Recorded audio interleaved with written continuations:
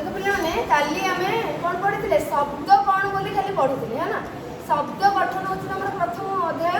एवं सेथुरु आमे पढ़ी शब्द कौन है ध्वनि कौन वर्ण कौन लिपि कौन आउ शब्द कौन वाक्य एगुड़ाक भाषा कौन एगुड़ाक टिके टिके पढ़ी। आज आम पढ़ा शब्दर प्रकार। तो देखो तुम बही फर्स्ट कौन अच्छे शब्दर प्रकार कहला ताले अनुशीलन रे जाना जाए जे भाषा होची भाव विनिमयर सर्वश्रेष्ठ माध्यम। भाषा होची भाव विनिमयर डैश होची भाव विनिमयर सर्वश्रेष्ठ माध्यम। भाषा होची भाव विनिमयर सर्वश्रेष्ठ माध्यम। आ शब्द पुंज गुड़ाक शब्द माने कौन है शब्द पुंज गुड़ाक होचंती कौन भाषार अंग प्रत्यय। एवं काली आम क्लास रे कौन पढ़ुथिले वाक्य होची प्रधान अंग भाषार प्रधान अंग। तो ए मानक नेकरी शब्द मानक नेकी तो वाक्य होची हैला ए मानक नेकरी भाषा निजर कलेबर वृद्धि करथे। अर्थात जहाँ पाखरे जते शब्द रहिथिबो वर्ड पावर जहाँ रहिथिबो आमे कहबा तार भाषा सेते बोल से सेते नुआ नुआ शब्द देकरी लेखा लेखि करि परिबे कहि परिबे। जेउ व्यक्ति पाखरे अधिक शब्द भंडार रहिथिबो अधिक शब्द ज्ञान रहिथिबो से ताको व्यवहार करिकरी कोन करि परिबे वाक्य गठन करि परिबे कथाबार्ता करि परिबे आउ कोन करि परिबे कोन करि परिबे भाषार माने नुआ नुआ जिंस कहि परिबे गोटिए कथा को कोन करि परिबे विभिन्न प्रकार वे रे से कहि परिबे। गोटे भाषार शब्द भंडार को लक्ष्य कले जना जाए जे अनेक बहुकाल धरी अपरिवर्तित थिबा बेले केतेक शब्दर कालक्रमे परिवर्तन घटी नुआ रूप होइछि। तेणु आम जदि कौन गोटे भाषा भाषा कहले कौन ओडिया भाषा आमर संस्कृत भाषा कहीपर हिंदी भाषा कहीपर इंग्लीश भाषा कहीपर हाँ स्पानिश कहीपर जापानीज कहीपर सब फ्रेंच कहीपर हाँ आ कौन हाँ कोरियन कहीपर। तो विभिन्न प्रकार भाषा जितेबाला आम तार से भाषार शब्द भंडार को लक्ष्य करवा से जना जाए जे बहु काल धरी अपरिवर्तित थिबा बेले अनेक माने केतेक शब्द बा बहुत शब्द बहुत वर्ष धरिकी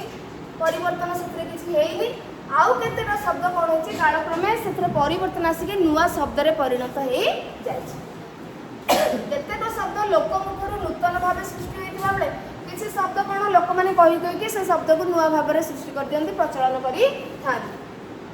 आउ केतेक अन्य भाषार आसिक मिसिकी से अन्य भाषा आसिक से भाषा मिसिकी से भाषार लोक मैंने कथबार्ता करुवे व्यवहार करुवे। यही धारार प्रचलन हेतु गोटे भाषा मध्य विविधता लक्ष्य करा जाए। तेणु यही जो धारा माने अर्थात गोटे भाषार किसी निजस्व भाषा थी माने निजस्व शब्द थी आउ से अलग किसी भाषार शब्द आसिक मिसी जाइए अर्थात गोटे भाषाभाषी लोक अन्य भाषार शब्द को मध्य मिसेकी तांको भाषा रे व्यवहार करुथिबे। आउ कौन हुए तांकर किसी भाषा थिला निजस्व अलग किसी भाषा आसिक मिसिला आउ कौन ना पुणी नुआ भाव में कहीकि किसी शब्द से सृष्टि कर दिया बुझिपारछ। तो यही भाव में गोटे भाषा मध्य विभिन्नता विविधता लक्ष्य करा जाए थाए। आम ओडिया भाषा मध्य ए धारारू बाद जाए नहीं। ओडिया भाषा मध्य रुद्र और बादल देख तो आम ओडिया भाषा मध्य यही धारारू बाद जाए नहीं। अधिकंतु यही धारा को आखि आगे रखी भाषा भंडार को चारि भाग में विभक्त कर। तेणु आम जमी देखिले प्रत्येक अनेक भाषा तार निजर भाषा अच्छी निजर शब्द अच्छी पुणी अलग भाषार शब्द को आणिक मिसेकरी शब्द भंडार रखी। आम ओडिया भाषा से ओडिया भाषा माने अलग ना से बाद पड़ी। तेणु जदि आम से ओडिया भाषार भाषा भंडार को शब्द भंडार को देखा ताकू चारि भाग में विभक्त करा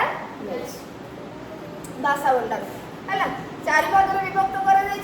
तो से कौन तत्सम माने सेगुड़ा कौन कौन तत्सम तद्भव देशज और परिवेश। अच्छा एटा सहज जिनसा किछि एथिरे बुझिबार नाही किछि बुझिबार नाही केवल तमे मन रखिबो माने तत्सम शब्द कौन कौ कौ गुड़ाक तद्भव शब्द कौ कौ गुड़ाक देशज शब्द कौ कौ गुड़ाक आउ कौ कौ शब्द वैदेशिक हे एवं वैदेशिक शब्द भितर कौ शब्द पार्सी शब्द हम कौ शब्द इंग्राजी शब्द हम कौ शब्द पोर्तुगीज शब्द हम एमती सब आमर अच्छी ताले देखिबा आउ कोन अछि तमरो तत्सम माने कोन तत् युक्त सम तत् ओ सम तत्सम तत् युक्त सम संधि यदि हमें कर देबा ताले तत् युक्त सम तत्सम बा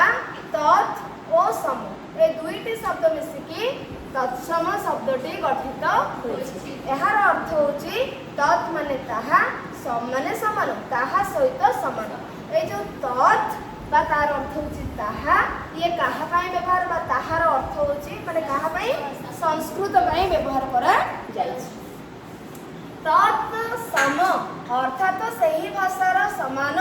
सही भाषा माने संस्कृत भाषार समान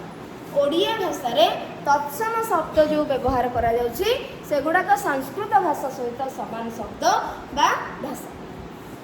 तो संस्कृत भाषार शब्द सहित बा संस्कृत भाषार केते शब्द अपरिवर्तित होई अविकल रूपे ओडिया भाषा रे प्रचलित होई आसुछि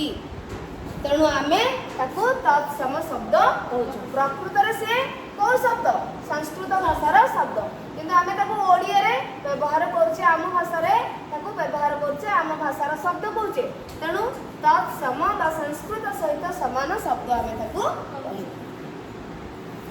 तो एपरि हेबार कारण तत्सम शब्द केमते आसिला ना आर्य माने दीर्घ काल धरी भारत वर्ष रे बसति स्थापन करि आछंती एवं समानकर भाषा होछि कोन संस्कृत तेणु ए संस्कृत भाषार प्रभाव आम देशर विभिन्न भाषा पर पड़ला आम ओडिया भाषा मध्य भारतर भाषा तेणु आम ओडिया भाषा मध्य तार प्रभाव पड़े से ही तत्सम शब्द मानक भितरु बा संस्कृत शब्द के नदी आकाश अंक आचार्य संसार पर्वत ये सब शब्द होचे संस्कृत शब्द किंतु आम ओडिया व्यवहार करछे तेणु जदि तमर पढ़िथिबो नदी शब्दटी केउ प्रकार शब्द तमे ओडिया लिखिबो ना तत्सम लिखिबो तत्सम लिखिबो जदिও आमे ओडिया भाषार शब्द भंडार से अछि किंतु से संस्कृत भाषा रु आनीत हला तापर पिले माने आसला तद्भव हला तद्भव तहिरु जात भव तहिरु जात यार अर्थ होछि तहिरु भव बा जात अर्थात संस्कृत रु जात ओडिया भाषार केतेक शब्द संस्कृत शब्द मानकर जन्म नै अछि टिके बदली जाछि तो संस्कृत शब्द होछि तद्भव सॉरी संस्कृत माने ये होछि संस्कृत शब्द ये होछि तद्भव शब्द बा ओडिया रूप आमे जोटा कहि परिबा तो संस्कृत शब्द कौन कौन नदी एवं नदी होछि संस्कृत शब्द बा तत्सम तद्भव हला नदी कूप होछि संस्कृत शब्द सेथिरो जन्म नैछि कूप हस्ती होछि तत्सम बा संस्कृत शब्द सेथिरो जन्म नैछि हाथी घृत होछि संस्कृत शब्द घी होछि तद्भव गाभी होछि संस्कृत गाई होछि तद्भव गर्दभ होछि संस्कृत गध होछि तद्भव कोटक होछि संस्कृत शब्द आउ तद्भव होछि घोड़ा भूमि होछि संस्कृत शब्द भूमि होछि बुझि पारलो तो तमरो अल्प अल्प एग्जांपल देछि किंतु मु अलगा बही रु काहेकि ना तम बेले बेले तम परीक्षा रे आसे जो शब्दटी तम बही रे सेटा न थाए तमे एबे पढिबो केमती माने कोड पढिबो जत्ति कि तम बही रे थिबो तमे सेति कि तो पढिबो अधिक शब्द तमे जानि परिबार सुयोग नै तेणु करी मु तमर अष्टम क्लास बही रो किछि फोटोस आनिछि प्लस आनिछि अलगा ग्रामर बही रो मध्ये किछि फोटो आनिछि जो थरे कि अधिक शब्द अछि जेमति कि तमको तत्सम शब्द 8-10 टा दे देला तद्भव शब्द 8-10 टा तमे सेति कि जानिबो ताठो अधिक शब्द जानि परिबो नाही किंतु मु सेउडा आनिछि तमे ताको देखि कि पढी पारि तो प्रथमे आमे तम बही रे केति अछि देखिलो तापर आसला देशज शब्द तो देशज शब्द पिला माने काहा को कुआ जे ନା ଓଡ଼ିଶାରେ ପ୍ରଚଳିତ ମାନେ ଯେଉଁ ଗୁଡ଼ାକ ଆମର ଦେଶରେ ବା ଆମ ଅଞ୍ଚଳରେ କ'ଣ ହେଇଛି ପ୍ରଚଳିତ ଓଡ଼ିଶାରେ ପ୍ରଚଳିତ ଦେଶଜ ଶବ୍ଦ ଗୁଡ଼ିକୁ ହିଁ ଆମେ ଦେଶଜ ଶବ୍ଦ କହିଥାଉ କିନ୍ତୁ ତାର ତ୍ରିବିଧ ସ୍ତର ଅଛି ତାକୁ 3 ପ୍ରକାରର କୁହାଯାଉଛି ଗୋଟେ ହେଉଛି ଦେଶଜ ଶବ୍ଦ ମାନେ ଆମେ କହୁଛେ ଆଦିବାସୀ ଭାଷା ଆଉ ଗୋଟେ ହେଉଛି ଦ୍ରାବିଡ଼ ଭାଷା ଆଉ ଗୋଟେ ହେଉଛି ପୂର୍ଣ୍ଣ ମାତ୍ରାରେ ଓଡ଼ିଶାର ଜନସାଧାରଣଙ୍କ ମୁଖରୁ ଉଦ୍ଭବ ଭାଷା ହେଲା ତାହେଲେ ଦେଶଜ ଶବ୍ଦର କେତୋଟି ସ୍ତର ରହିଛି 3ଟି ତ୍ରିବିଧ ସ୍ତର ରହିଛି ଗୋଟେ ହେଉଛି ତାପରେ ଆଦିବାସୀ ଭାଷା ଦ୍ରାବିଡ଼ ଭାଷା ଆଉ ଓଡ଼ିଶାର ଜନସାଧାରଣଙ୍କ ମୁଖରୁ ସୃଷ୍ଟି ହେଇଥିବା ଉଦ୍ଭବ ହେଇଥିବା ଭାଷା ତ ଦ୍ରାବିଡ଼ ଶବ୍ଦ କିଏ ଅଡ଼ା ଆରିସା ଏଣ୍ଡୁରି ହେଲା ଆଦିବାସୀ ଶବ୍ଦ ଅଟେଇ ଅରମା ଆଣ୍ଠୁ यार अर्थ सब तुम जाना एत जरूरी आम जे सबूर अर्थ जाना एक तो तुम मन रखिपर केवल तुम शब्द ही जान जे यहीटा प्योरली घोषब तुम प्योरली घोषा पाठ ए किसी बुझा पाठ ही ना मन रख कौन अड़ा आरिसा एंडुरी अगाड़ी ये सब हूँ आमर द्राविड़ भाषा एमती